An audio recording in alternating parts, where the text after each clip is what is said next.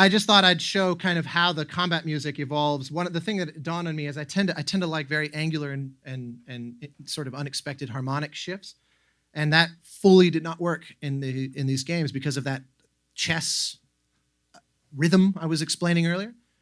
And so this was like this is basically the most bombastic that this score can get. This is the grand finale of the first one. You know, it's think like Lord of the Rings. It's your big battle.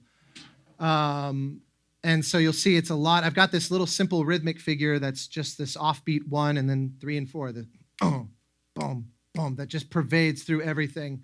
And then another note that I'll point out, and then you can just play it down and I'll shut up, is you'll see if you zoom in on the trumpets, this was the way that I solved the problem of no clicks. The cue exists, every cue existed in a variety of states, essentially in this particular case, layers 1, 2, and 3. And what that meant was when the player first started into this battle, we would be hearing only layer 1. So I would tell the musicians, if your part says layer 2 or 3, tacit, this take.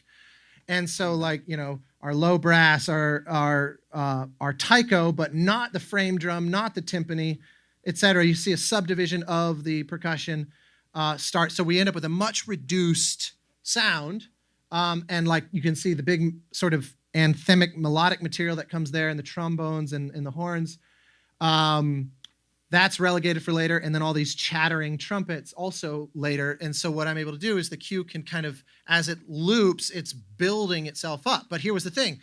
I couldn't stripe it because I had no clicks. So what we did was just, here's version 1, and then a whole new take with now the layer 2 people added.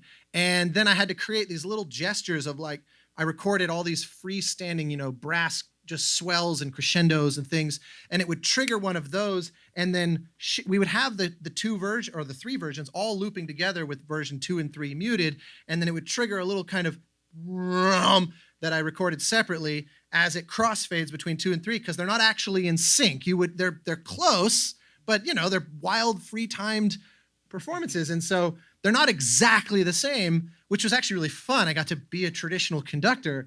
But as a result, I had to kind of blur when we would shift from one to the next. But then the cool thing was I could actually manipulate the performance. So instead of, you know, the percussion all playing at full bore, I could have the percussion play a lot in the version where it's just them, and then back off when the chattering trumpets come in. I could manipulate it. And so it's not just stacking stems, it's actually whole other takes, which was really cool. Of course, it meant a 3-layered cue is effectively 3 cues, and you have to budget recording schedule accordingly.